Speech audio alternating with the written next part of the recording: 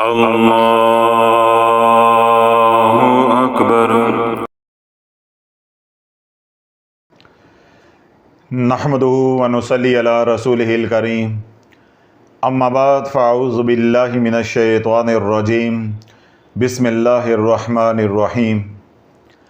अल्लाह रब्बुल इज़्ज़त का करोड़ा एहसान है कि उसने अपने महबूब अलैहिस्सलाम की उम्मत की हदायत के लिए सिलसिला अलिया कादरिया शाफिया को अपनी बारगाह रहमत में कबूल फरमाया है। जिस तरह पिछले 4-5 हफ़्तों से नेगेटिविटी के ऊपर बयानात का सिलसिला जारी और सारी है, जूँ उम्मत में शऊर बेदार हो रहा है, तूं लोगों में तजस्सुस बढ़ रहा है कि जिन मसाइल का हम सामना कर रहे हैं, हमारे मसाइल की वजूहात क्या हैं। तो आज का जो सवाल है वो भी बड़ा हसास और बड़ा दिलचस्प है, बड़ा मालूमाती है। बहुत से लोगों की इंशाअल्लाह इस्लाह होगी और यही सवाल आज हमारा मौजू है। सवाल क्या है? मोहम्मद अहमद चौहान साहब हैं पाकपतन से। अस्सलामुअलैकुम हज़रत साहब, मेरी तबीयत अक्सर वॉशरूम में जाने पर ख़राब हो जाती है। जादू के असरात बढ़ जाते हैं, फिर नमाज, तिलावत और वज़ाइफ करने को बिल्कुल दिल नहीं करता। बाज़ दफ़ा तो घर से भागने को जी चाहता है, अजीब वहशत होने लगती है। क्या वॉशरूम में असेब है या मेरा वहम है? रहनुमाई फ़रमाएँ और इलाज भी तजवीज़ फ़रमा दें, जज़ाकल्लाह खैर। सादा सा सवाल है, छोटा सा सवाल है, उम्मीद है आप हज़रात को समझ आ गया होगा। मोहम्मद अहमद चौहान साहब सवाल ये कर रहे हैं कि मैं वॉशरूम जाता हूँ, जब वॉशरूम इस्तेमाल करके बाहर निकलता हूँ तो बसा औक़ात मेरी तबीयत ख़राब हो जाती है, जादू के असरात बढ़ जाते हैं, फिर वो नेगेटिव एनर्जी मुझे इतना हिट कर देती है, इतना मुतासिर कर देती है कि मुझे नमाज कुरान से भी उकताहट होने लगती है, यानी नमाज में दिल नहीं लगता, अल्लाह का ज़िक्र करने को दिल नहीं करता और एक अजीब घर के अंदर वहशत मुझे महसूस होती है कि मेरा दिल चाहता है मैं घर से भाग जाऊं। आगे जाके वो ये कहते हैं कि क्या वॉशरूम में, टॉयलेट में असेब है, यानी वहाँ पे जिन्नात हैं, वॉशरूम हमारा पोजेस्ड है, या ये महज मेरा एक वहम है? तो रहनुमाई फरमा दें, इलाज भी तजवीज़ फरमा दें। देखें मोहम्मद अहमद चौहान साहब या वो तमाम हजरात जो नफ्सियाती अमराज का सामना कर रहे हैं, कोई भी नफ्सियाती मर्ज है जो उनको लाहक है, वो तमाम हजरात जो नेगेटिव एनर्जी से मुतासिर हैं, चाहे काली नज़र से मुतासिर हैं, वज़ाइफ शराइत के बग़ैर पढ़ते रहे, असर बद ने उनको मुतासिर कर दिया, रजत के मरीज़ हैं, जादू के मरीज़ हैं, हसरत की नज़र के मारे हुए हैं, या उनके ऊपर जिन्नात आशिक हैं, यानी उनके ऊपर असेब है, ये साया है। किसी भी तरह से नेगेटिव एनर्जी के जो मुतासिर लोग हैं, जब वो वॉशरूम जाएंगे तो नेगेटिव एनर्जी का लेवल बढ़ जाएगा।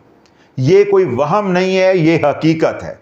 जो मोहम्मद अहमद चौहान साहब ने सवाल किया है, आगे जाके उन्होंने डाउट क्रिएट कर दिया है, शक पैदा कर दिया है। कोई शक नहीं है, यकीन के साथ कह रहा हूं, दलील के साथ कह रहा हूं कि अगर आप नेगेटिव एनर्जी से मुतासिर हैं और वो नेगेटिव एनर्जी का कोई भी सोर्स है, चाहे जादू है, चाहे काली नज़र है, हसरत का वार है, किसी ने आपके ऊपर तावीज़ात किए हैं, वज़ाइफ पढ़े हैं, या आपने खुद शराइत के बगैर वज़ाइफ पढ़े हैं और आप रजत के मरीज़ हैं, जब आप वॉशरूम बार बार जाएंगे और वॉशरूम में ज़रूरत से ज़्यादा वक्त, एक तो है ज़रूरत, वो तो मजबूरी है, ज़रूरत से ज़्यादा वॉशरूम जाएंगे, ज़रूरत से ज़्यादा वॉशरूम में वक्त गुजारेंगे तो आपके ऊपर नेगेटिविटी बढ़ती जाएगी, यानी आपके ऊपर जादू के असरात या शैतानी असरात बढ़ते जाएंगे और आपका इलाज तादम मौत कभी भी कामयाबी के साथ मुकम्मल नहीं होगा। क्यों? जो वॉशरूम है, टॉयलेट है, बाथरूम है, जो भी आपके हैं, हमाम के हैं, ये शयातीन का मस्कन है। आप किसी भी तरह इस मस्कन से उनको बेदखल नहीं कर सकते। वॉशरूम की निस्बत शयातीन के साथ है, वो इबलीस और इबलीस की ज़ुर्रियत का घर है।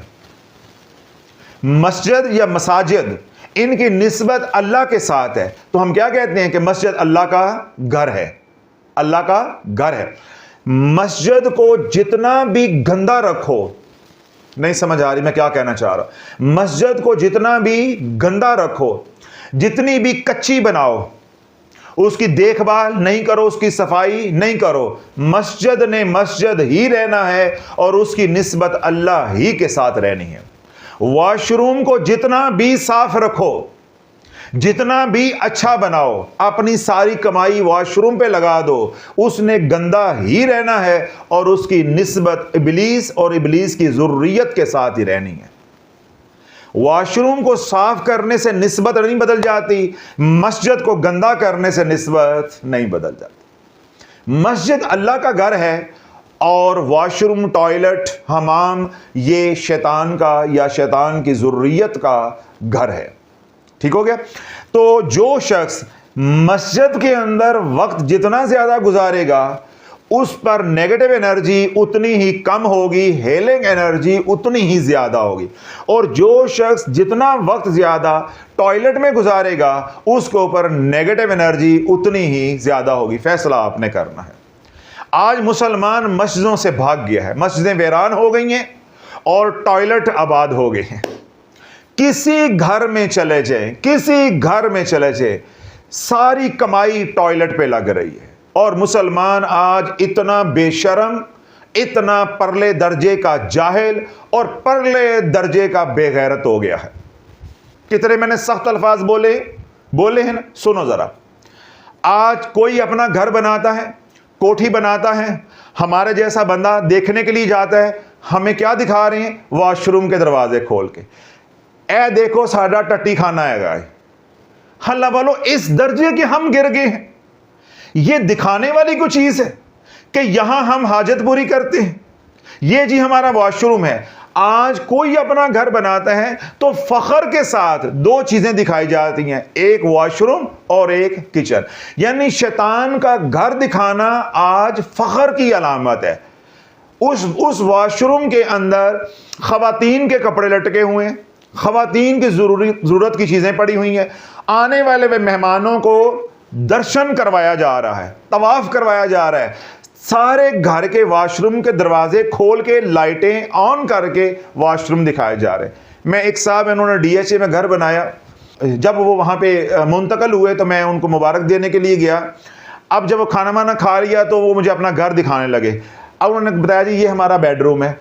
अब बेडरूम में फिर उन्होंने कहा जी ये हमारा ड्रेसिंग है। ड्रेसिंग अब आगे उन्होंने वॉशरूम का दरवाजा खोल दिया, बहुत बड़ा वॉशरूम था। अब वो वॉशरूम का दरवाजा खोल के वॉशरूम की हर चीज़ बताएं और मुझे कहें हज़रत साहब आ जाए, हज़रत साहब अंदर आ जाए।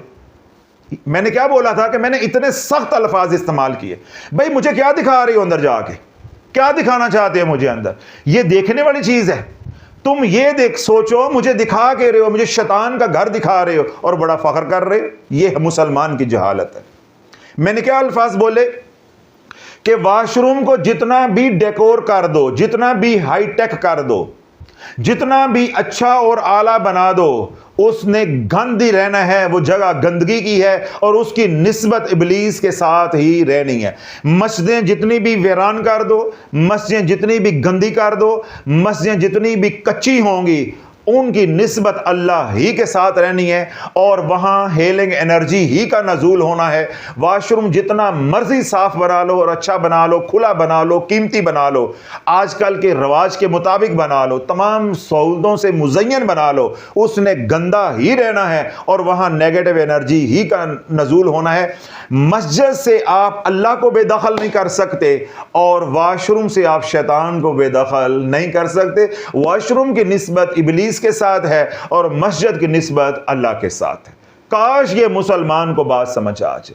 आज मुसलमान इस दर्जे का जाहिल और बेशर्म हुआ है। घर बनाते वॉशरूम दिखाते हैं, भाई चलो किचन दिखाया, वो बात समझ आती है। खवातीन है, उनको शौक होता है भाई किचन किस तरह बनाया। चलो मर्द भी है, उसने भी देख लिया, बेडरूम दिखा दिया, कोई और चीज़ है, लॉन वगैरह नक्शा चलो दिखा दिया, मुबारक दे दी। वॉशरूम दिखाना और आर्किटेक्ट के पास जाके जो सबसे ज्यादा जोर दिया जा रहा है वो किसके ऊपर? Washroom, washroom, washroom, washroom. अल्लाह, जब का वॉशरूम आया है, अटैच बात आया है, बीमारियां अटैच हो गई हैं। अटैच वॉशरूम नहीं है, अटैच बाथ नहीं है, बीमारियां अटैच हो गई हैं। जब तक अटैच बात नहीं था इतनी बीमारियां नहीं थे, घरों में लड़ाई झगड़े नहीं थे, घरों में फसाद नहीं था। अब आप सुनो, एक साहब हैं, उन्होंने 2 कनाल का घर बनाया है, उसके आगे गार्ड का कमरा है सिक्योरिटी के लिए, उसका एक वॉशरूम है, जरा सुनते रहिएगा, उसका एक वॉशरूम है, पीछे सर्वेंट क्वार्टर है, ठीक है, उनका वॉशरूम कितने हो गए? 2। 9 वॉशरूम उनके अपने घर के हैं, 3-4 नीचे होंगे, 3-4-5 ऊपर होंगे, मिला के 9 वॉशरूम उनके कोठी के हैं, 2 कनाल की कोठी है, और 2 वॉशरूम किनके हैं? मुलाजमीन के। 9 और 2 11 वॉशरूम एक घर में है। 11 वॉशरूम एक घर में नहीं है, 11 शैतान के घर एक घर में है। कहने को लोगों को क्या सुना रहे हैं? हमारे घर में 11 वॉशरूम है। 2 बातें बताई जाती हैं, अगर आपने घर किराए पे लेना है तो 2 बातें बोली जाती हैं। कितने कमरे हैं जी? 6 कमरे। वॉशरूम कितने हैं? यानी कभी लोग पूछ लेते किन्नियां कुड़ियां ने तो किन्ने मुंडे ने, आजकल पूछा जाता किन्ने कमरे ने तो किन्ने वॉशरूम ने। क्या का क्या हो गया, मत ही मारी गई है। अब उस घर के अंदर 2 वॉशरूम नीचे हैं यानी मुलाजमीन के, और 9 वॉशरूम है मालिकों के, कोठी के हैं। अब वो 11 वॉशरूम है। सुनो अब क्या होता है।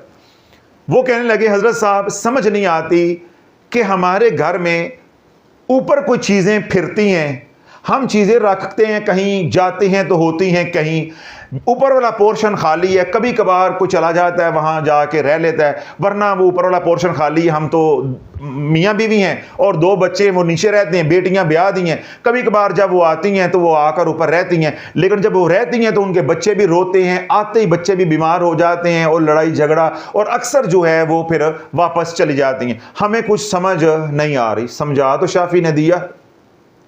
जब आपने खुद अपने घर में जरूरत से ज्यादा शैतान के घर बना लिए, एक है जरूरत, वो मजबूरी है, वो मजबूरी है, चाहे वो शैतान का घर हो चाहे उसकी जरूरियत का घर हो, वो हमारी मजबूरी है।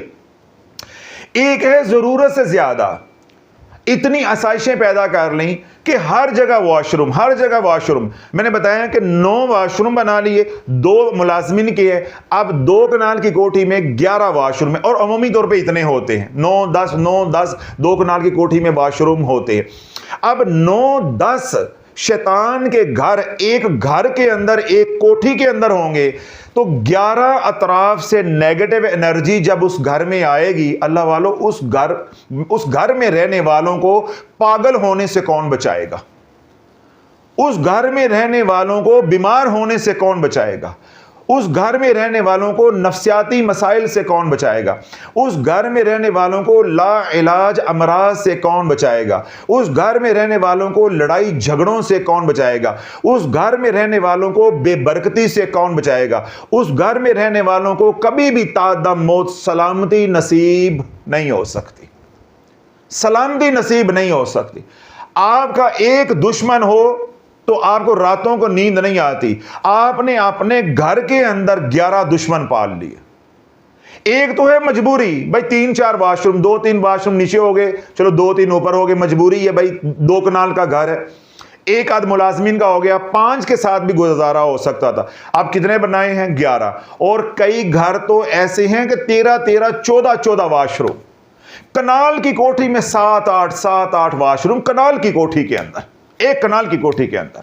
और 10 मरले का घर है, उसमें भी यही तरतीब है, क्योंकि कमरे उसमें भी बनाए जाते हैं। जो कनाल की कोठी होती है वो बायलास बनती है, जो घर आमतौर पे होते हैं वो सारा ही कवर्ड एरिया होता है, कमरे उतने ही होते हैं। तो 10 मरले के घर के अंदर भी 7-8 वॉशरूम, 7-8 वॉशरूम। अल्लाह, जब इन वॉशरूम से, इन बाथरूमों से नेगेटिव एनर्जी आएगी तो वो हमारे बच्चों को भी नाफरमानी के रास्ते पे चलाएगी, बेनमाजी बनाएगी।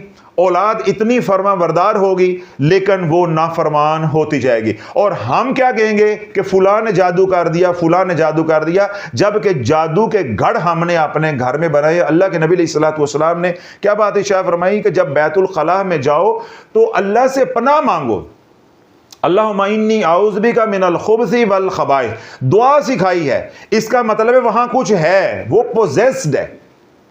अब इन्होंने पूछा कि क्या वॉशरूम में असेब है? भाई है, तेरे नबी ने बताया है, इसलिए दुआ सिखाई है।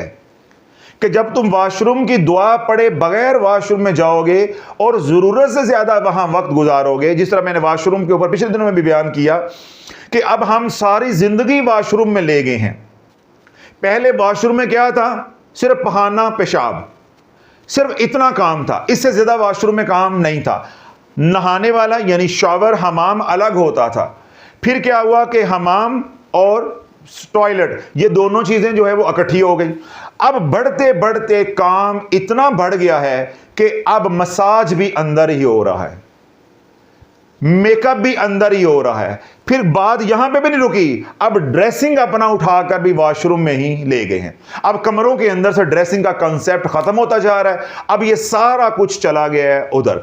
अल्लाह, जो बंदा अब सुबह वॉशरूम में गया है, टॉयलेट इस्तेमाल करने से लेकर कपड़े पहनने तक सारे काम ही उसने उसी प्रीमिसेस के अंदर करने हैं, वहां उसको 1 घंटा लगता है। तो जो बंदा 1 घंटा नेगेटिव एनर्जी हाउस में रहेगा, मुझे बताओ उसको नेगेटिव एनर्जी से पाक कौन कर सकता है?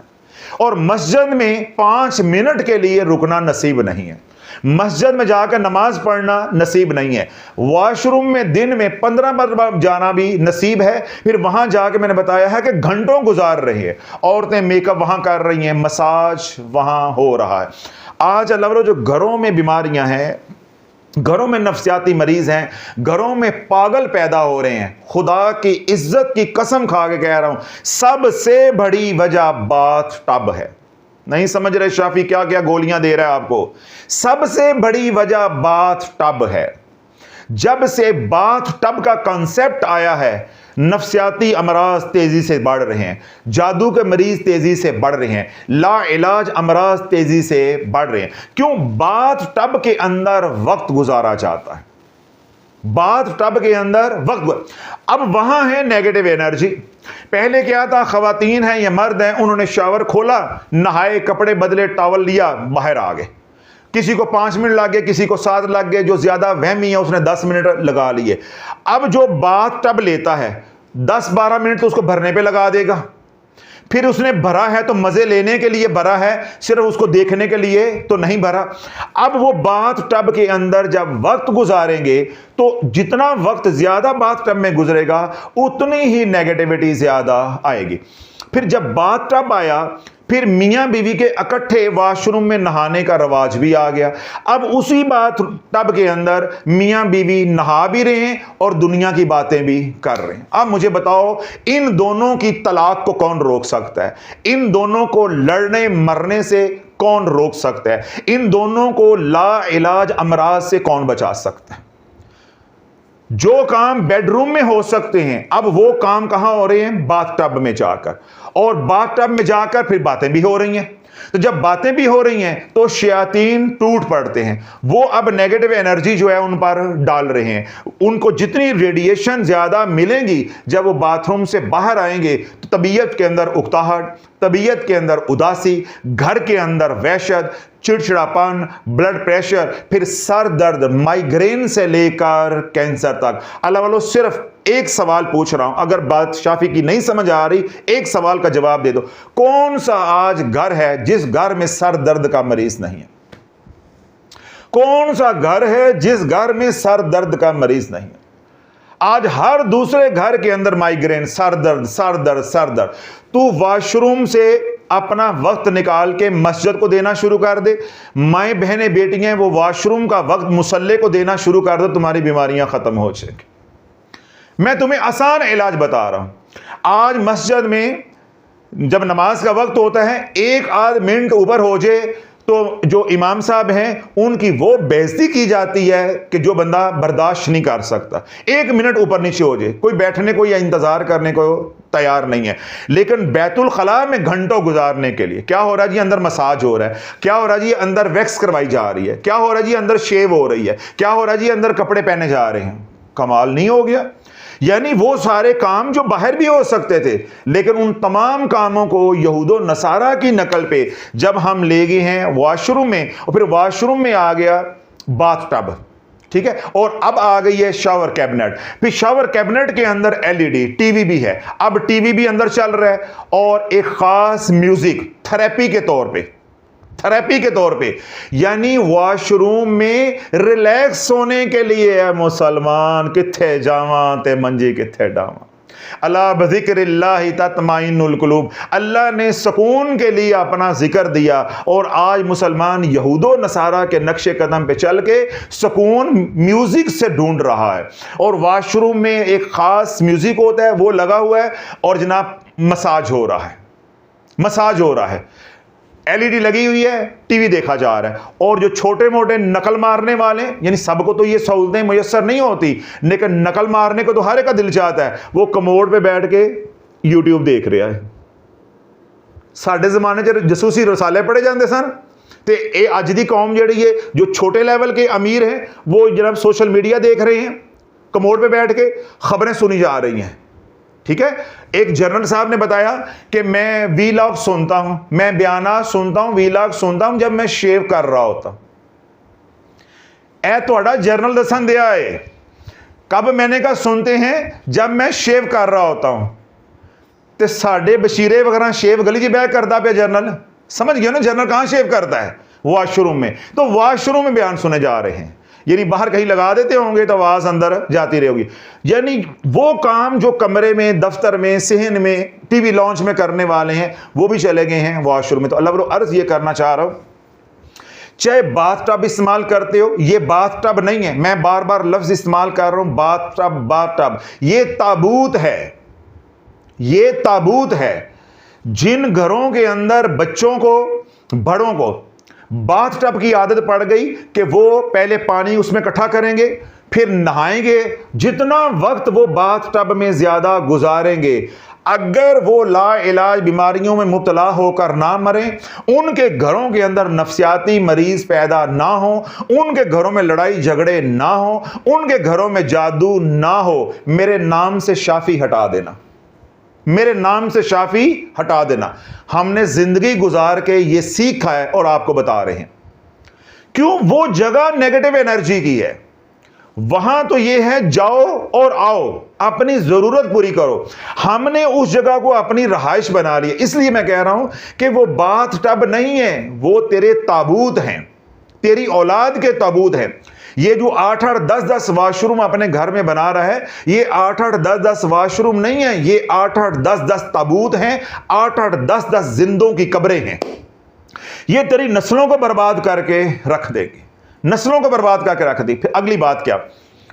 अब उन्होंने 2 कनाल का घर बना लिया, 9 वाशरूम बना लिए, 2 मुलाजमिन के बना लिए, 11 बन गए, इस्तेमाल में नहीं है। जब वो इस्तेमाल में नहीं है तो क्या होता है कि जो जगह इस्तेमाल में नहीं होती वो असेबज़दा हो जाती। तो वाशरूम तो पहले ही असेबज़दा होता है, लेकिन फिर क्या होता है कि जब बिल्कुल ऊपर आना जाना नहीं होगा तो वही असेब अपनी हदूद से बाहर निकलकर सारे घर में फैल जाएगा। अब ऊपर वाला पूरा पोर्शन उनका क्या हो गया हुआ है? पोजेस्ड, असेबज़दा। अब 2 कनाल की कोठी है, नीचे वाले पोर्शन में खुद रहते हैं, ऊपर वाला कभी कभार कोई मेहमान आ गए या बेटी आ गई, उसने इस्तेमाल कर लिया, ठीक है। अब ऊपर वाला सारा किन को दे दिया? किराए पे जिन्नात को। और वो आगे से पार्टी भी ऐसी मिली है, जाओ जिथे जाके आओ, थाना ही थी, आओ कचहरी जिथे जाके मर्जी जोर ला लो, कोई किराया नहीं है, असि खाली भी नहीं करना। आगे किराएदार भी ऐसे मिल गए हैं। उन्होंने कहा अब हम आ गए हैं ना, अब ये हमारा, हमने डेरा डाल लिया है, ओ थाना ही ते ओ कचहरी है, जिथे जोर लगता ही जाके ला ले, हमने खाली भी नहीं करना और अब तुम ऊपर आकर रह कर दिखाओ। अब वो क्या कहते हैं, जैसा वो बेटी आती है कभी कभार, वो ऊपर रहती है, फिर बच्चे उसके बीमार हो जाते हैं, चिड़चिड़ापन होता है, फिर वो बार बार नीचे आते हैं, फिर वो वापस चले जाते हैं, समझ नहीं आती कि ऊपर कुछ है। मेरी अहलिया भी 1-2 मरतबा सफाई करवाने के लिए गई है, तो उसने भी देखा है साया, वो भी डर गई है। तो मैंने कहा फिर बस, फिर डर गई तो बेच दो, अब तुम्हें यहां रहना नसीब नहीं होना। अब उसका एक ही हल है कि घर में अल्लाह की नाफरमानी बंद करो और उसको आबाद करो। जब वो बेआबाद होगा, चाहे वहां अल्लाह की नाफरमानी नहीं भी हो रही, जब वो बेआबाद होगा तो वो सारे का सारा पोजेस्ड हो जाएगा। हमारे हमसाए हैं डॉक्टर साहब, मैं एक बार काफ़ी साल पहले की बात है, ईद पे इनके यहाँ गया, बकरा ईद पे। अब ये 3 लोग हैं, डॉक्टर साहब है, उनकी मिसिज है और उनकी एक बेटी है, 3 लोग हैं। घर है 1 कनाल का और बाय लाज भी नहीं बना हुआ। ऐसे लगता है कि कमरे ही कमरे, कमरे ही कमरे, कमरे कमरे, जिस तरह अंदरून शहर में बंदे ते बंदा चढ़िया होता है ना, डॉक्टर साहब के घर का कोई नक्शा भी मुझे इसी तरह लगा कि बंदे ते बंदा नहीं, कमरे ते कमरा चढ़िया, यानी इतने कमरे हैं। बेसमेंट है नीचे, ऊपर इतने कमरे हैं, फिर ऊपर इतने कमरे हैं। मैंने तंग आके डॉक्टर साहब से पूछा, मैं कहा डॉक्टर साहब आप 2 बंदे हैं, एक बेटी है, बेटी छोटी है, स्कूल चली गई, आप दोनों घर में अकेले होते हैं, आप क्लिनिक पे आ गए, इतने बड़े घर में तो हवा से भी दरवाज़ा लगे तो बंदे को जाके सीधा दिल से जाके लगता है, बंदे की जान निकल जाती है। तो ये आपने इतना बड़ा घर क्यों बना लिया हुआ? फिर उन्होंने बताया जी पहले पे जॉइंट फैमिली थी, फिर भाई अमेरिका चले गए, फिर भी हमारे हिस्से में आ गया, फिर मैंने शौक में ये बना लिया, फिर मैंने शौक में ये बना लिया, फिर मुझे शौक आया, मैंने कहा चलो ऊपर उस शौक में ही ना वो इतने कमरे बन गए। अब जरा हम गए, हमें उन्होंने ना बेसमेंट में बिठाया। अब मैंने जब बेसमेंट में पाँव रखा, उन्होंने कहा जी सलाम अलैकुम। जाते ही मेरा इस्तकबाल किया है, जाते ही, जिन्होंने कहते हैं ना न्योंदरा पाना, जानते ही मेरा इस्तकबाल, सलाम अलैकुम। मैं जी सलाम अलैकुम। अभी मैं जाकर बैठा ही हूँ, ऐसे को 2-4 मिनट हुए होंगे। अब ज़ारे वो मेरे हसार में आ गए, कोई मेरे ख्याल 2 या 4 मिनट हुए होंगे, दरवाजे पे दस्तक हुई। उनका मुलाजिम गया, उसने मुलाजिम ने जाकर दरवाज़ा खोला। थोड़ी देर बाद उसने वो बेसमेंट जो जिसमें हम बैठे हुए थे उसके दरवाजे पे दस्तक की। डॉक्टर साहब ने अंदर से आवाज़ दी, हाँ, उसका नाम लेकर की कहना है। उसने बताया जी वो फुला आए हैं। अब डॉक्टर साहब उठकर बाहर गए, बाहर कोहराम मच गया, रोना पिटना। वो उनको साथ ही अंदर ले आए, मेरे पास आ गए, मुझे कहना डॉक्टर साहब ये थोड़ा केस आ गया। मैं क्या हो गया? वो कहने लगे जी वो हमारी बच्ची को दौरा पड़ गया है। हमारी बच्ची को, मेरे सुनते रहिएगा बात, हमारी बच्ची को क्या हो गया? दौरा पड़ गया, यानी बच्ची के ऊपर जिन्नात की हाजिरी हो गई है। मैं सुन के हंसा, मैंने कहा जो जिन्नात आए हैं ना उनको जाकर ये कहो कि शाफी खाना खा के 15 से 20 मिनट के बाद जाने वाला, तुम चले जाओ।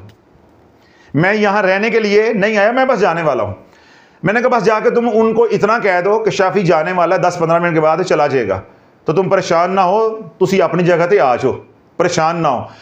अब उन्होंने जाकर यही कहा, बच्ची ठीक हो गई, बच्ची ठीक हो गई। अब वो डॉक्टर साहब के पीछे हैं, आपके घर में एक मौलाना साहब आए थे, वो कौन है? हमने उन मौलाना साहब से मिलना है। मैंने डॉक्टर साहब को आती दफ़ा ये बात कही कि आपने मेरा नहीं बताना कि मैं कौन हूं, वरना ये मेरे पास आएंगे भागकर, हालांकि इनका मसला कोई भी नहीं है। आपसे ये कभी भी पूछें कि वो कौन थे, आपने कहना जी मेरे पास दोस्त थे, आपने मेरा नहीं बताना। अल्लाह, ये बात मैं ज़ाती अपनी इसलिए बता रहा हूँ कि अब डॉक्टर साहब की बेसमेंट सारी जिन्नात से भरी हुई। फिर खाना खा के फारे हो गए, फिर मुझे कहने लगे कि डॉक्टर साहब ऊपर वाले पोर्शन पे चलते हैं, यानी ग्राउंड फ्लोर पे, वहाँ ड्राइंग रूम था, तो चाय वहीं पी लेंगे। वहाँ आए, वो मैं हाथ धोने के लिए गया, मैंने कहा ये वॉशरूम किधर है? वॉशरूम गया, मुझे यकीन हो गया कि इस वॉशरूम में आज पहली बार मैं ही आया। कोई 4 महीने बाद, 3 महीने बाद, 2 महीने बाद खुला होगा, क्योंकि हालत बता रही थी ना, वॉशरूम साफ था, लेकिन जो उसके अंदर नेगेटिविटी थी, जो उसके अंदर असेब के असरात थे, वो इस बात की दलील थे कि ये वॉशरूम कभी इस्तेमाल नहीं हुआ। वो इस्तेमाल हो भी नहीं सकता जब बंदे ही 3 है। मियाँ बीवी ने एक कमरे में रहना, साथ एक बच्ची, उसने भी उसी कमरे में, कमरा इस्तेमाल होना है एक, चाहे वो बेसमेंट का हो, चाहे वो छत का हो, फर्स्ट फ्लोर का हो, एक ही इस्तेमाल होना। तो सारा घर अल्लाह वालों वो नेगेटिव एनर्जी से मुतासिर हो चुका है। इसलिए अर्ज कर रहा हूं कि घर छोटे बनाओ, उनको आबाद करो, घर छोटे बनाओ, उनको आबाद करो, और घरों में गैर ज़रूरी वॉशरूम मत बनाओ, और गैर ज़रूरी एसेसरीज़ के ऊपर अपना पैसा मत लगाओ।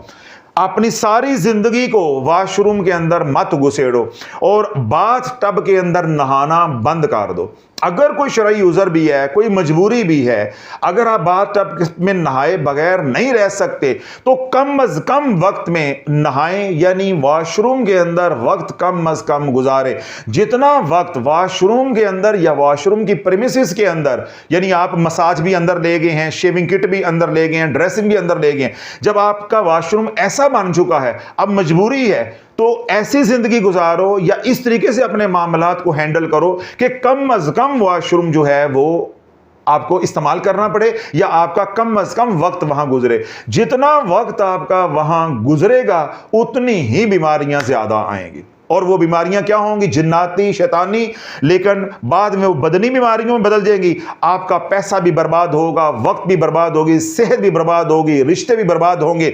जब सब कुछ बर्बाद हो जाएगा, बात समझ डॉक्टरों को नहीं आएगी, आप थक जाओगे। फिर आ जाएंगे आमिल, आमिल आके फिर तेरे घर में आके तावीज जलाएंगे, पढ़ाइयां करेंगे, बस फिर ये घर क़यामत तक तेरे नसीबों में नहीं रह गया, ये अब रहने के काबिल नहीं। जहां आमिल ने आके एक दो बार पढ़ाई कर दी, तावीज़ात जला दिए, धुनियां दे दी, अब ये घर घर नहीं रह गया, अब ये कब्रिस्तान है जिंदों का।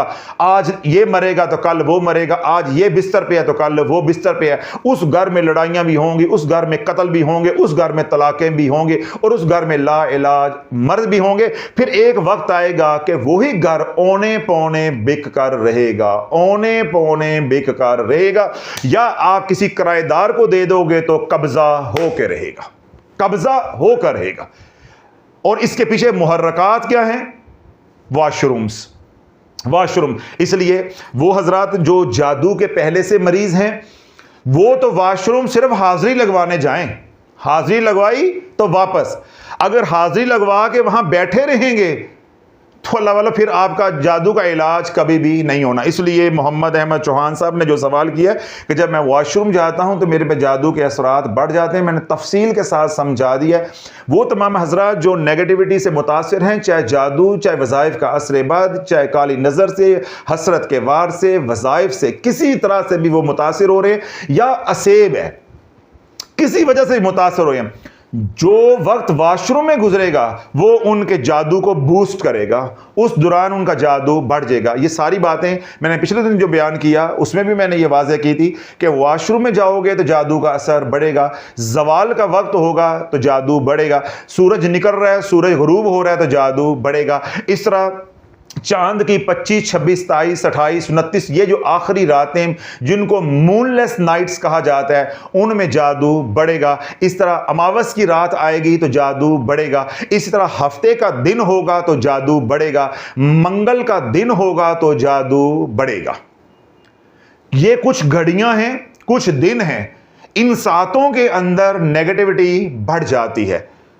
तो जहां हम कंट्रोल कर सकते हैं, अब मकरू औकात को हम आगे पीछे नहीं कर सकते, जो रातें हैं उनको आगे पीछे नहीं कर सकते।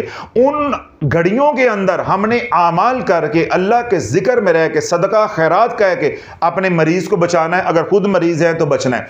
लेकिन ये जो वॉशरूम वाला मामला है, ये हमारे हाथ में है, ये हमारे हाथ में है।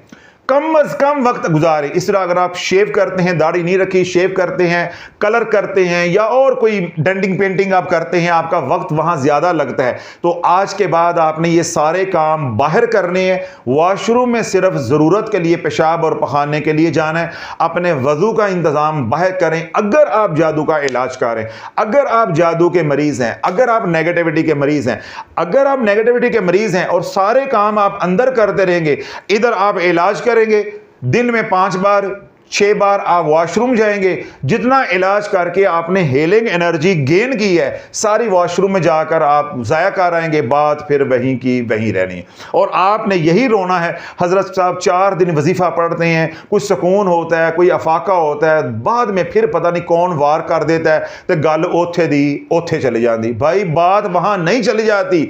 आप जितना कमाते हो उतना वॉशरूम में जाके बर्बाद कर आते हो। इसलिए दुनिया भर में वो लोग जो जादू के मरीज हैं या नेगेटिव एनर्जी से मुतासिर हैं, उनके घर बड़े हैं तो अपने घरों को आबाद करो। जो घर आपका जरूरत का नहीं है, यानी जो हिस्सा जरूरत का नहीं है, वो किराए पे दे दो ताकि वो आबाद हो जाए। दूसरी बात ये, अगर आप घर नया बना रहे हैं तो मैंने बताया कि जितनी ज़रूरत है उतना घर बनाएं, और जितनी ज़रूरत है उतने वॉशरूम बनाएं, और वॉशरूम को बिल्कुल सादा बनाएं। बेशक बड़ा बनाएं, बड़ा बनाना मना नहीं है, उसके अंदर सिर्फ वो चीज़ें रखें जो ज़रूरत की हैं, बाकी सारी ज़िंदगी को बाहर रखें। उसके अंदर ड्रेसिंग को मत लेकर जाएं, उसके अंदर वजू खाने को मत लेकर जाएं। जब अल्लाह ने पैसा दिया है तो घर में बाहर एक कोने पे वजू खाना बनाएं, ताकि नमाजों के लिए सारे अफराद ने वजू करना हो, जिस वक्त भी 24 घंटे में वो वहां जाके वजू कर सके। पहले घर के अंदर एक टॉयलेट होता था, सारे घर वाले वहां जाते थे कि नहीं जाते थे? तो आज भी अगर एक घर के कोने पे आप वजू खाना बना देंगे तो इंशाल्लाह सब लोग वहां जाके वजू करेंगे। इसी तरह घर के अंदर टीवी लॉन्ज में एक जगह मुख्तस करें जाए नमाज के लिए, यानी छोटी सी मस्जिद बनाएं, एक कॉर्नर बना दें, छोटा सा रूम बना दें, ताकि सब लोग उसी जगह पे जाकर नमाज पढ़ें। जब सब लोग उसी जगह पे नमाज पढ़ेंगे, मर्द हजरात भी बकिया नमाज पढ़ेंगे, घर में कुरान की तिलावत करेंगे, तो वो कमरे में, उस कमरे के अंदर रूहानियत, नूरानियत बढ़ती जाएगी। अब वो कमरा तमाम वॉशरूम को कम्बैक्ट करने के लिए काफी है। यानी अगर घर में नेगेटिव एनर्जी के 5, 6, 7 सोर्स आप बना सकते हैं, अड्डे बना सकते हैं, तो रूहानियत और नूरानियत या हीलिंग एनर्जी के लिए एक मस्कन क्यों नहीं बना सकते, एक कमरा या एक जगह क्यों नहीं बना सकते। तो अगर जीना चाहते हो तंदुरुस्ती की जिंदगी, खुशहाली चाहते हो, सलामती चाहते हो, अपने घर में नेगेटिविटी के लिए खुडे मत बनाओ, अपने घर में ज्यादा से ज्यादा हीलिंग एनर्जी का प्लांट लगाओ, यानी जय नमाज की जगह बनाओ, वहां अल्लाह का जिक्र करो, बच्चों को साथ करवाओ, वहां कुरान की तिलावत करो। इसी तरह दीगर जो औरादो वज़ाइफ हैं उसी जगह बैठ के जब आप करते रहेंगे तो वहां से हीलिंग एनर्जी जनरेट होगी। अगर वॉशरूम की नेगेटिव एनर्जी अंदर आ भी रही है तो इंशाल्लाह ये हीलिंग एनर्जी उसको सारी को क्लियर करती रहेगी। तो आप नफ्सियाती मसाइल से भी और बदनी मसाइल से भी बचे रहेंगे। इसलिए मैंने बात वाज़ेह करने की कोशिश की है कि वो तमाम हजरात जो नेगेटिव एनर्जी से मुतासिर हैं, इसमें कोई दो राय नहीं है, कोई शक नहीं है कि जब वो वॉशरूम में जाएंगे तो उनके ऊपर जादू का असर बढ़ेगा, जब वो अल्लाह वालों की महफिल में आएंगे तो जादू का असर कम होगा, जब वो मस्जिद में जाएंगे, हज उम्रा करने जाएंगे, मुकद्दस मकामात पे जाएंगे तो नेगेटिव एनर्जी का असर कम होगा। इसी तरह जादू के मरीज है वो बाजारों में घूमेंगे, ठीक है, गलत जगहों पे जाएंगे, सोशल मीडिया देखेंगे, जितना टीवी देखेंगे उतनी नेगेटिविटी बढ़ेगी, जादू का असर बढ़ेगा। जादू का असर सिर्फ वॉशरूम जाने से नहीं बढ़ता बल्कि बाजारों में घूमने से और भी बढ़ता है। बेपर्दा औरतें हैं, ठीक है, उनको देखने से और बढ़ता है। इस तरह सोशल मीडिया है, वहां पे गलत वीडियोस देखनी है, पोस्ट देखनी है, टीवी है उस पर गलत कंटेंट देखना है, जादू का असर उतना ही बढ़ेगा। तो ये सारी बातें आपने जहन में रखनी है। फैसला आपने करना है कि आपने ज़िंदगी बाथ टब में गुजारनी है या आपने ज़िंदगी हुज़ूर अलैहिस्सलाम की ग़ुलामी वाली गुजारनी है। अगर तो पुरसकून और सलामती वाली ज़िंदगी चाहते हो तो बाथ टब को 3 तलाक़ें आज के बाद इकट्ठी दे दो और वाशरूम की दुआ सीखो, पढ़ कर जाओ और ज़रूरत के दर्जे में वाशरूम को इस्तेमाल करो और बाहर आ जाओ। अगली बात और आखिरी बात जो किताबों से नहीं मिलेगी वो मैं आपको दे रहा हूं। जब आपके ऊपर नेगेटिव एनर्जी खत्म हो जाएगी, क्या हो जाएगी, नेगेटिव एनर्जी खत्म हो जाएगी, आपको 24 घंटे में एक वजू ही काफी होगा।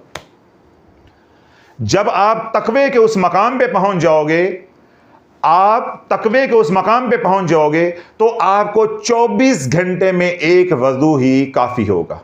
और नहीं, नींद आ गई, ज्यादा से ज्यादा 24 घंटे में 2 वजू, ज्यादा से ज्यादा। और जितना आप नेगेटिव एनर्जी से मुतासिर होगे उतना ही आप वॉशरूम ज्यादा जाओगे। ये मैं आपको लिटमस टेस्ट दे रहा हूं। किसी बाबे के पास, किसी मलंग के पास, किसी आमिल के पास आपको जाने की जरूरत नहीं। खामोशी के साथ शाफी का आज बयान सुन लिया ना, अपने सारे घर वालों पे निगाह रखो कि कौन कितनी बार वॉशरूम में जाता है। आपके घर का जो फर्द जितनी बार ज्यादा वॉशरूम में जाता है वो उतना ही नेगेटिविटी का मारा हुआ है, उसके ऊपर उतने ही ज्यादा नेगेटिव एनर्जी के असरात हैं। जो शख्स नेगेटिव एनर्जी से मुतासिर होगा उसका दिल ही वॉशरूम में लगेगा। ये जो डिप्रेशन के मरीज होते हैं, साइको मरीज होते हैं नफ्सियाती, वो घंटा घंटा वॉशरूम बंद करके अंदर बैठे रहते हैं। पानी चलाया हुआ है, बस बैठे हुए हैं, वॉशरूम नहीं खोलना। बाहर वाले दरवाजे तोड़ेंगे कहीं अंदर मारी ना गया हो तो वो आकर लड़ेंगे कि जी तुमने दरवाजा क्यों खोल दिया था या दरवाजा क्यों नॉक किया था। वो उनका दिल कहां लगेगा, वॉशरूम में। क्यों, उनके पीर भाई उधर है ना, तो उनका दिल भी वहीं लगे। इसी तरह जब आप नेगेटिविटी से मुतासिर होते हैं तो शयातीन आपको उधर खींचते हैं जहां वो रहते हैं, और जब आप अल्लाह वालों के साथ जुड़ जाते हो तो फरिश्ते आपको वहां खींचते हैं जहां वो रहते हैं। वो आपको मस्जिद में लेकर जाते हैं, फिर आपका दिल मस्जिद में अटकता है। तो जब आप बीमार हो जाएंगे तो आपका दिल वॉशरूम में। इसलिए मैंने कहा किसी मलंग के पास जाने की जरूरत नहीं है, आपने अपने घर वालों को परखना है, चेक करना है। आप देखें कि मेरे घर का कौन कौन फर्द दिन में कितनी बार वॉशरूम जाता है। जो जितनी बार ज्यादा वॉशरूम में जाएगा वो उतना ही नेगेटिव एनर्जी से मुतासिर होगा, चाहे वो हो बच्चा तो चाहे वो हो बड़ा। और जो आपके घर में वॉशरूम में ना होने के बराबर जाता है वो उतना ही नेगेटिव एनर्जी से पाक और साफ होगा। यानी जाना है जरूरत के दर्जे में, दिन में 2 बार चले गए, 3 बार चले गए, यानी वजू कर लिया, सुबह शाम जरूरत के लिए चले गए, या वजू के साथ पेशाब कर लिया, जरूरत पूरी कर ली, वजू के लिए चले गए। फिर जितना आप और हीलिंग एनर्जी से लबरेज होते जाएंगे आपका वजू नहीं टूटेगा। ये अगली अलामत आपको बता, आपने अभी वजू कर लिया ईशा की नमाज पे, अब इसी ईशा की नमाज वाले वजू के साथ अल्लाह के हुक्म से आप फजर पढ़ेंगे। इसी तरह आपने फजर की नमाज में वजू कर लिया तो उसी वजू के साथ आप दफ्तर भी जाएंगे, जोहर भी पढ़ेंगे और सारे काम भी करेंगे। अल्हम्दुलिल्लाह मैं जितने साल क्लिनिक की प्रैक्टिस की है, मैं कभी वजू के बगैर क्लिनिक नहीं आया, कभी नहाए बगैर, गुस्ल किए बगैर, वजू के बगैर मैंने कभी किसी मरीज को नहीं देखा। सुबह वजू करके आना है, गुस्ल करके आना है, नहा के आना है, उसी वजू के साथ, उसी गुस्ल के साथ मगरिब की नमाज जाकर पढ़नी, क्योंकि मगरिब के बाद मैंने सोना है, आधा घंटा सो, घंटा मैंने सोना है, फिर इशा के नमाज के लिए वजू कर लिया, उसी के साथ फजर पढ़ लेनी। कभी हुआ कोई इमरजेंसी हो गई, आंख लग गई या ज़रूरत हुई तो चले गए, वगरना 2 वजू के साथ या 3 वजू के साथ ही अल्लाह काम चला देता है। तो ये मैंने आपको लिटमस टेस्ट भी दे दिया है कि अगर आप अपने आप को देखना चाहते हैं कि मेरे ऊपर नेगेटिव एनर्जी कितनी है, मेरे बदन को कितना उसने हिट किया हुआ है, तो आप जितना वॉशरूम ज़्यादा जाते हैं उतनी ही आप नेगेटिव एनर्जी से मुतासिर है। और अगर आपके साथ ये मसला है तो आपने अपना रूहानी इलाज करवाना है, और जब तक आप रूहानी इलाज नहीं करवा रहे, मैं आपको एक मुख्तसर सा अमल बता रहा हूँ कि 313 मरतबा या अल्लाह या सलाम, या अल्लाह या सलाम, या अल्लाह या सलाम, अव्वल आखिर 3 बार या 1 बार दुरूद इब्राहिम पढ़ें, पढ़ के पानी पे दम करें, वो पानी पी लें और अपने ऊपर भी फूंक लें। घर में लड़ाई झगड़े हैं, ये पानी छिड़कें, कारोबार की जगह पे मसले हैं तो ये पानी वहाँ पे भी छिड़कें, बच्चे लड़ते हैं तो घर में पानी छिड़कें भी और बच्चों को पिलाएं भी। घर में लोग बीमार रहते हैं, यानी घर के अफराद बीमार रहते हैं, तो ये पानी आप उनको भी पिला सकते हैं। इसी तरह यही अमल रात को यानी मगरिब के बाद 313 मरतबा या अल्लाह या सलाम, अव्वल आखिर 1 बार या 3 बार दुरूद इब्राहिम पढ़ेंगे, अपने ऊपर दम करें, ठीक है, पानी पे दम करके वो पानी पिएं भी, और घर में कोई मरीज़ है उससे भी पिलाएं। जब तक आप बाकायदा इलाज नहीं करवाते, ये इतना जो शाफी ने इलाज बताया इतना भी करते रहोगे तो मज़ीद आप बीमार होने से बच जाओगे, बल्कि अल्लाह के हुक्म से काफ़ी हद तक आपका इलाज वैसे भी हो जाएगा। बाद में आपको अगर इदराक हासिल हो गया कि हमारे घर में नेगेटिविटी बहुत ज़्यादा है, तो बाकायदा किसी के साथ ताल्लुक़ जोड़ के, किसी अल्लाह वाले के साथ अपना इलाज मुकम्मल करें। जब तक आपका इलाज नहीं होगा आप इन मसाइल से नहीं निकल सकते। आप ज़रूरत के दर्जे में भी मोहम्मद अहमद चौहान साहब वॉशरूम जाएंगे तो जादू बढ़ता जाएगा। अब जादू ऊपर गया, फिर जादू कम हुआ, फिर जादू ऊपर गया, जादू कम हुआ, आपकी तो सारी ज़िंदगी इसी खेल के अंदर ख़त्म हो जाएगी। इसलिए मैंने ये साथ इलाज भी बता दिया है। जिनके साथ थोड़ा बहुत मसला है या हिफ्ज़ मा तक़द्दुम के तौर पे वो ये अमल करते रहें। 313 बार या अल्लाह या सलाम सुबह शाम, अव्वल आखिर 1 बार या 3 बार दुरूद इब्राहिम पढ़कर दम करें, पानी पे दम कर पिएं, घर में छिड़केंगी, खैर बरकत भी होगी और मजीद नेगेटिविटी से बचे रहेंगे। बाद में फिर अपना इलाज करवाएं, जो वो मौलिज आपको बताएगा उसके मुताबिक चलें। दुनिया भर में जो लोग परेशान हाल हैं, अल्लाह उनकी परेशानियों को दूर अता फरमाए। लाइल्मी में जो हम अपने ऊपर जुल्म किए जा रहे हैं या जुल्म कर बैठे हैं, अल्लाह सोना दरगुजर फरमाए। अल्लाह हदायत के हमारे लिए रस्ते खोल दे, खैर के, सलामती के, आफियत के अल्लाह हमारे लिए रस्ते खोल दे। अल्लाह रब्बुल इज़्ज़त जो ज़िंदगी रह गई है बकिया हुज़ूर अलैहिस्सलाम की ग़ुलामी वाली गुजारने की तौफ़ीक़ अता फ़रमाए। अल्लाह रब्बुल इज़्ज़त हमारे दिल में सुन्नतों की मोहब्बत डाल दे। आज हम रवाज के पीछे पागल हो के अपने आप को बर्बाद कर रहे हैं। अल्लाह रब्बुल इज़्ज़त ऐसा जज्बा हमें अता फ़रमाए कि हम हर कदम उठाने से पहले अल्लाह का हुक्म देखें और नबी अलैहिस्सलाम का तरीक़ा देखें। ऐसी ज़िंदगी अल्लाह हम सबको गुजारने की तौफ़ीक़ अता फ़रमाए। घरों में, हस्पतालों में जो बीमार हैं अल्लाह सबको शिफ़ाए कामिला आजिला अता फ़रमाए। बच्चे हैं, बूढ़े हैं, मर्द हैं, औरतें हैं, अरबी हैं, शहरी हैं, देहाती हैं, अल्लाह सबको खैर वाली, सलामती वाली, बरकत वाली ज़िंदगी अता फ़रमाए। दुनिया भर से वो लोग जो शाफिया सोशल मीडिया के साथ जुड़े हैं, खानका दारुल शिफा के साथ जुड़े हैं, सिलसिला अलिया कादरिया शाफिया में मुरीद हैं या शाफिया रूहानी सेंटर इंटरनेशनल पे आते हैं, सबकी अल्लाह जान की, माल की, औलाद की, ईमान की, इज़्ज़त की हिफाजत फरमाए। वो तमाम हज़रात जो खानका की माली, बदनी, वक्ती खिदमत करते हैं, अल्लाह उनको हर तरह के मर से, कर से महफूज फरमाए। वो तमाम हज़रात जो हमारे लिए प्यार भरी, मोहब्बत भरी दुआएं करते हैं, अल्लाह हमारी भी इल्तिजाओं को उनके हक़ में कबूल मंजूर फरमाए। जो हमने मांगा अल्लाह वो भी अता फरमाए, जो हम नहीं मांग सके, हमारी ज़रूरतें हैं अल्लाह दिलों के भेद जानता है, अल्लाह बिन मांगे अता फरमाए। बिलखसूस वो हज़रात जिनके हमारे पे हकूक़ हैं कि हम उनके लिए दुआएं करें, हम उनके लिए दुआएं कर न सके, या वो दुआएं जो लोगों ने हम तक पहुँचाई हम अपनी नलायकी की वजह से अल्लाह की बारगाह में पेश ना कर सके, अल्लाह हम सबको बिन मांगे अता फरमाए। जिन बातों का हमने सवाल किया है अल्लाह उनके भी जवाब अता फरमाए, जो हम सवाल नहीं कर सके अल्लाह बिन सवाल के जवाब अता फरमाए। सुब्हान रब्बिका रब्बिल इज़्ज़ति अम्मा यसिफून व सलामुन अलल मुरसलीन वल्हम्दुलिल्लाहि रब्बिल आलमीन।